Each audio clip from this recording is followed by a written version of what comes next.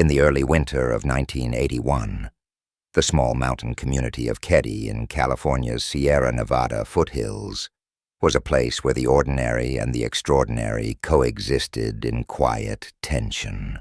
Every day, the rugged landscape, ancient pines, craggy slopes, and vast expanses of snow-dusted meadows seemed to echo with both timeless serenity and an indefinable restlessness. For many residents, life followed a predictable rhythm: morning chores, afternoon strolls along narrow roads, and evenings spent by flickering hearths in small, weathered homes. In one such house, a modest cabin owned by the Chambers family, life took on a familiar cadence. David Chambers, a sturdy man in his early 40s, had moved with his family to Keddie to embrace a simpler existence away from city clamor. He was a practical man who found solace in the steady beat of daily labor, mending fences, chopping wood, and tending to the small herd of goats and chickens that provided sustenance throughout the long months. His wife, Linda, a gentle but determined woman in her late 30s, managed the household with a blend of warmth and quiet resolve. Their 2 children, Molly, an introspective 14-year-old with keen eyes that missed little, and Jason, a curious and energetic 10-year-old, added both laughter and a measure of vulnerability to the family's daily routine. The Chambers had come to the cabin seeking refuge, a remote haven tucked away among towering pines, where the routines of outdoor life could instill a sense of renewal. They cherished the deep silence of the woods, the crisp winter air, and the promise of each new day as the sun slowly warmed the peaks. Little did they know that as the season advanced, the very isolation they treasured would become the stage for unspeakable horror. In the weeks before the fateful night, the days at the cabin ran like a well-rehearsed ritual. Mornings began early. David was often seen before dawn, clad in a worn flannel shirt and sturdy boots, stepping out into the frosty air as the sky shifted from inky black to a gentle gray. He would walk toward the barn where the animals were kept, each deliberate footstep marking the quiet determination of a man who had long found comfort in routine. His eyes, seasoned by both the hardships and the beauty of rural life, surveyed the land as if affirming its steadfastness. Linda, too, followed a fixed rhythm. After preparing a simple breakfast of oatmeal and freshly baked bread, she would light a small fire in the wood stove and quietly oversee the cabin. She had a habit of pausing near the window every morning, watching as a soft mist rose from the nearby stream and the outlines of distant pines blurred into a watercolor of winter. In these moments, a wistful expression would cross her face, a silent recollection of a life once filled with bustling hope, now tempered by time and solitude. Molly spent her mornings sketching in a battered notebook on a rickety bench outside the cabin. She found inspiration in the interplay of light and shadow over the rugged landscape, the snow glinting like broken glass beneath the timid sun. Jason would often follow his father outside, chasing the stray beams of sunlight or helping feed the chickens with an earnestness that belied his youth. Their voices, soft laughter and tentative questions, filled the air with the sound of life in its purest form. After a simple meal together, the family dispersed into their daily tasks. David returned to the fields and woods around the cabin. Linda tended to household duties and maintained a tidy garden even in the chill of winter, and the children wandered freely about the modest property. Neighbors in Keddie, familiar with the rhythms of rural existence, would occasionally wave a greeting as they passed by on narrow roads. The cabin, with its redwood siding and shingled roof, had become a small beacon of normalcy amid the vast, timeless wilderness. As late January advanced, The weather turned harsher. Snow fell in heavy, drifting flakes that blanketed the land, muting the colors of the pines and turning the world into a hushed, monochrome expanse. Even so, the Chambers clung to their routines. In the morning, David and a few local farmhands would clear a path along the driveway with shovels and determination. Their grunts and rhythmic swishes of shovel against snow formed a low, constant background hum to life at the cabin. Linda, wrapped in a thick shawl, often accompanied David during these clearing sessions, not only to share the burden, but also to watch the interplay of nature's relentless force and human perseverance. In her quiet moments, she recalled stories from her youth, tales of winters harsher than these, and the comforting promise that spring would eventually come. But as the days grew colder and the snow piled higher, an uneasy feeling began to seep into the edges of these recollections, a sense that something was out of place. Molly, whose sketches grew more frequent, began to capture strange details, a solitary footprint near the edge of the cleared path, the unusual angle at which a branch lay against the snow, the impression of a figure that didn't belong to anyone known in the community. Jason, too, sometimes stopped playing to point at odd marks in the drifts, his questions innocent yet laden with an unspoken curiosity. The family, engulfed in its modest tasks, paid little heed to these anomalies, trusting that in the isolation of the wilderness, each stray detail would be explained by the capricious nature of winter. Late on an otherwise ordinary afternoon, as gray skies deepened into the hush of approaching night, the Chambers gathered for dinner inside the cabin. David returned from his work outside, brushing off snow from his coat, his face lined with the strain of long hours in the bitter cold. Linda set the table with care, placing modest portions in chipped porcelain bowls, while the children chattered quietly about their day, about the glimmer of unexpected beauty in a broken branch here, or the fleeting impression of mysterious footprints there. The conversation was subdued but comfortable, a gentle interweaving of gratitude for the small pleasures and the shared desire for warmth amid a relentless winter. In the flickering light of an oil lamp, faces took on long, shifting shadows. Outside, the wind howled among the pines, a ghostly chorus that raised goosebumps on tanned arms and whispered of secrets held in the silent woods. After dinner, the family drifted into their separate routines.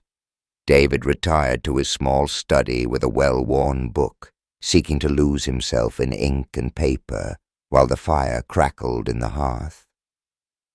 Linda retreated to the kitchen to wash dishes, her soft humming mingling with the steady drip of water. Molly curled up in a spare corner to finish a sketch, the pencil gliding over paper with gentle determination, and Jason snuggled into bed with a cherished stuffed bear clutched close. The cabin, its lamplight flickering against the rugged textures of wood and stone, seemed to stand at the edge of a dream, a fragile balance between the routine and the hidden undercurrents of a world that stretched beyond its walls. That night, beneath a bleak and starless sky, an imperceptible shift began to unsettle the long-established order at the cabin. It started as a faint murmur, barely audible above the low groan of wind through the pines. David had been awakened from his quiet reading by a subtle, unfamiliar sound near the back of the house. With the cautious resolve of a man used to the solitude of his work, he rose and peered into the darkness outside. For several moments, he stood motionless in the doorway, the feeble light from the lamp casting long, uncertain shadows over the snow. Finding nothing but the ordinary outline of trees and a faint glimmer of moonlight on the drifts, He returned inside with a lingering sense of unease that he chose not to articulate. Linda, stirring a pot in the kitchen, paused as if sensing a presence at the window. For an instant, her eyes met the dark void outside, and a chill seemed to pass through her. She attributed the feeling to the relentless winter air and returned to her tasks, unaware that the quiet disturbance had only just begun. As the night deepened, the cabin's silence was punctuated by intermittent sounds. A knock at a door here, a soft creak in a hallway there. Molly's pencil scratched feverishly across paper in her room as she attempted to capture those fleeting impressions. A distorted shape in the snow beyond the window, the suggestion of a figure that moved with purpose among the pines. Meanwhile, Jason, woken by a sudden noise he could not name, huddled beneath his blankets, his wide eyes reflecting both wonder and an undefined fear. Maria, occupied in the attic by the soft glow of a lantern as she recorded her day's observations in her journal, paused when she heard a low, almost imperceptible murmur. In the hush of that cramped space, filled with memories and forgotten relics, she listened intently. But the sound faded before she could make out its source, leaving her with a fleeting sense of disquiet that she dismissed as the creaking of old wood in the chill night. The early hours of the next morning found the cabin shrouded in an oppressive stillness, as if the very air had come to a halt. When the first gray light of dawn filtered through the frosted window panes, it revealed subtle signs that all was not as it should be. A thin layer of fresh snow bore unusual, unaccounted-for impressions, footprints that led from the back door toward the edge of the wooded area, then disappeared into a narrow path among the trees. David was the first to discover these anomalies. As he made his habitual morning rounds, he paused before the back of the cabin, squinting into the pale light. His weathered face betrayed a momentary furrow of concern as he knelt to examine the prints. They were not the typical tracks of a local animal, and they did not correspond with his own boots or those of the farm hands he occasionally employed. Without a word, he filed the curious detail away in the recesses of his mind and resumed his work, though his eyes lingered a beat longer on the frozen ground. Linda, busy preparing breakfast in the modest warmth of the kitchen, noticed the chill that seemed to settle deeper than usual in the room.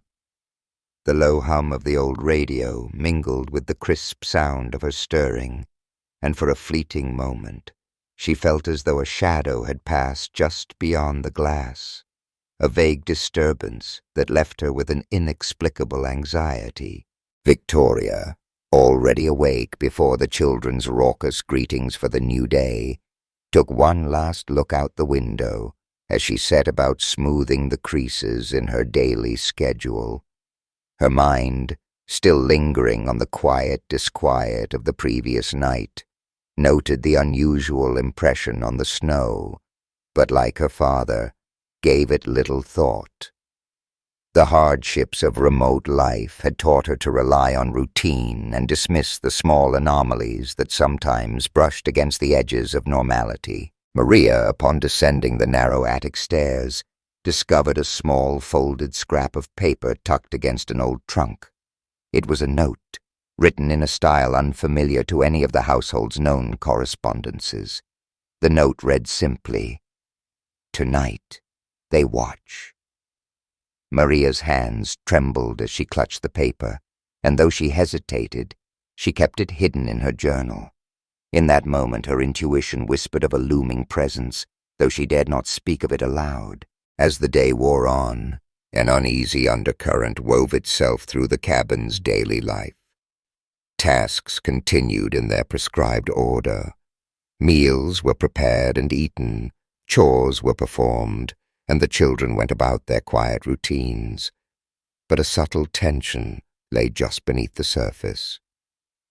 David carried on his work with an edge of wariness, his once familiar eyes now darting occasionally to the dark forest beyond.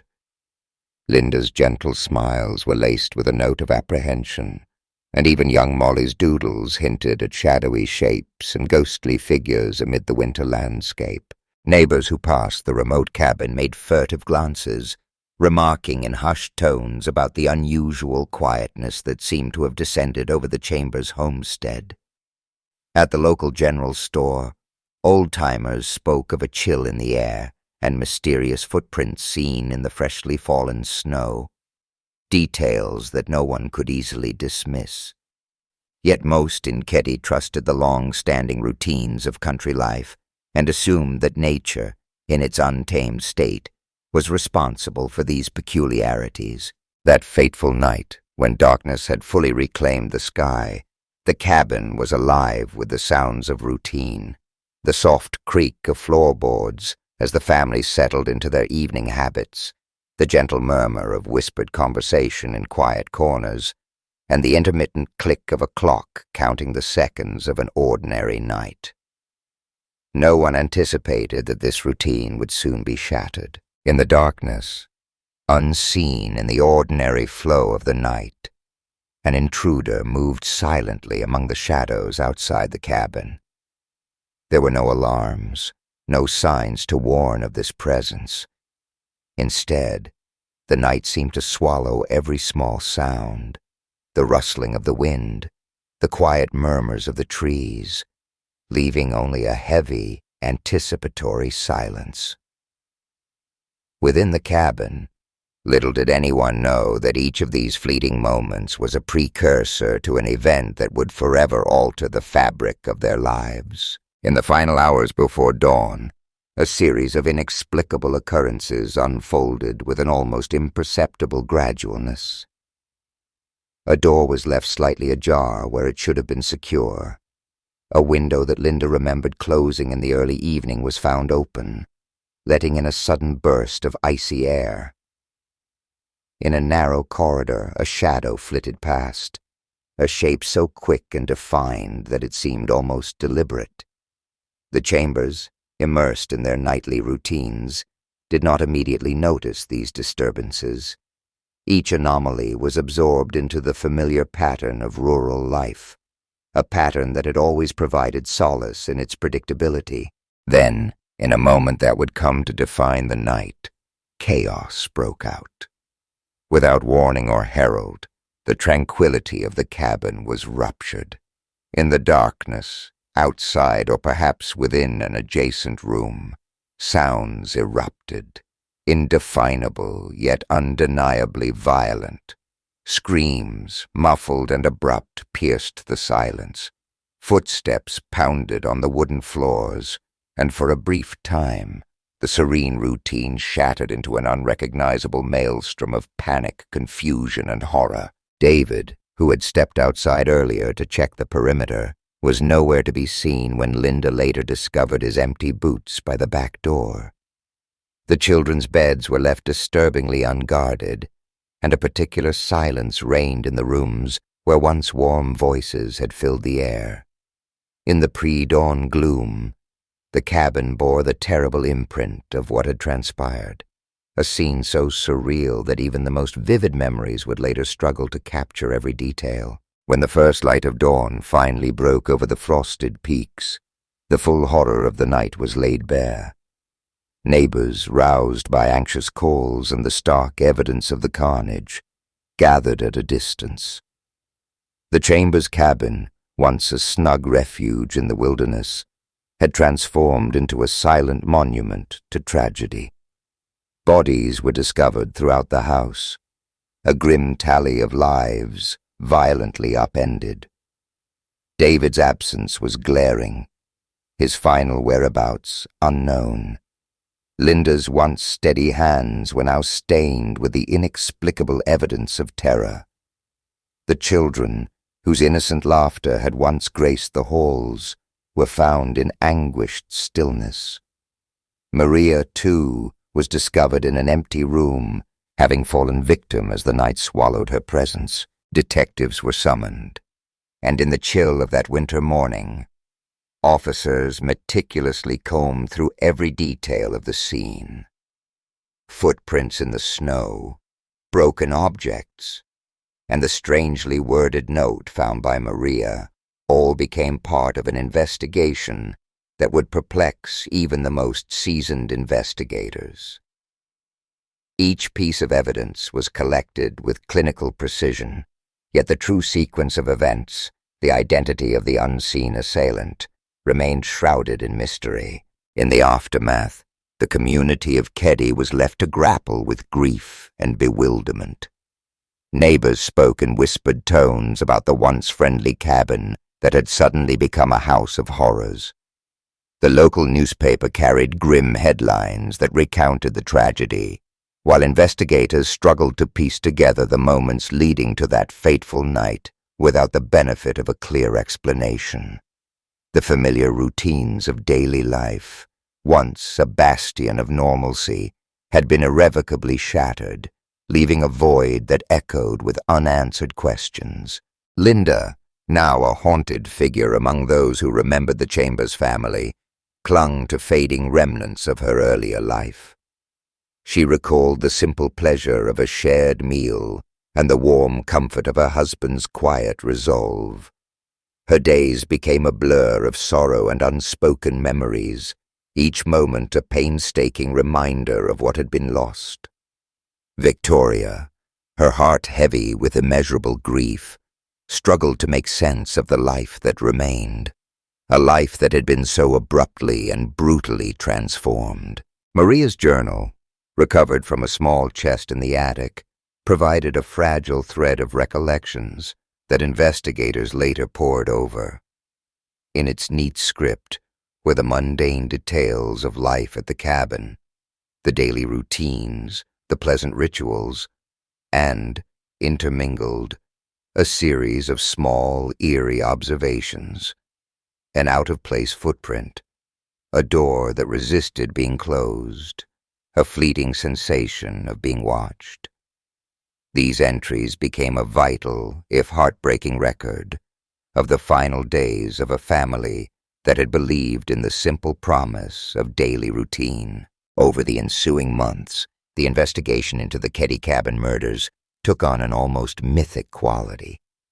Despite persistent efforts, no suspect was ever conclusively identified, and the trail of evidence slowly faded into the winter mists that clung to the rugged foothills. The memory of that gruesome night became woven into local lore, a cautionary tale about the fragile boundary between the ordinary and the unfathomable. The authorities revisited the scene repeatedly, re-examining photographs, footprints, and personal items left behind. They interviewed neighbors who recalled small details, the sudden hush in the woods, an unaccounted-for figure spotted briefly near the cabin.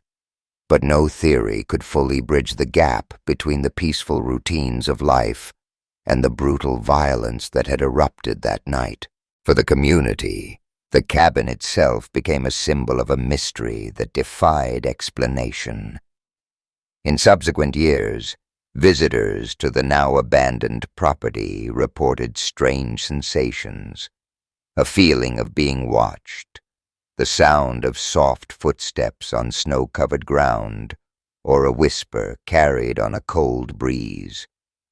Some even claimed that on still winter nights, the echoes of the past reverberated faintly among the broken walls, a mournful remembrance of lives extinguished too soon. As the seasons turned and the harsh winter gave way to the tentative hope of spring, the scars of that night remained indelibly etched in the hearts of those who remembered the Chambers. Community vigils were held in memory of the lost, a quiet gathering of grief and remembrance in the fading light of day. Old-timers recalled the family with both sorrow and reverence, the steady routines that had defined their life, the gentle laughter of children that had once filled the corridors, and the unwavering dignity of a woman who had borne the unbearable burden of loss. Victoria, scarred by the trauma and determined to honor the memory of her family, clung to the hope that one day the truth might emerge from the tangled fragments of evidence and recollection. In her solitary moments, she would visit the overgrown ruins of the cabin, listening to the wind as it whispered secrets among the pines and recalling fragments of happier times, a determination to ensure that their story would not fade into complete darkness. Even as modern investigators revisited the case, employing new forensic techniques and re-interviewing those who had lived in the shadow of the tragedy, the answers remained elusive. The corridor between routine and terror, once so clearly demarcated, had vanished into a haze of uncertainty, leaving only questions that seemed destined to haunt the quiet mountain community.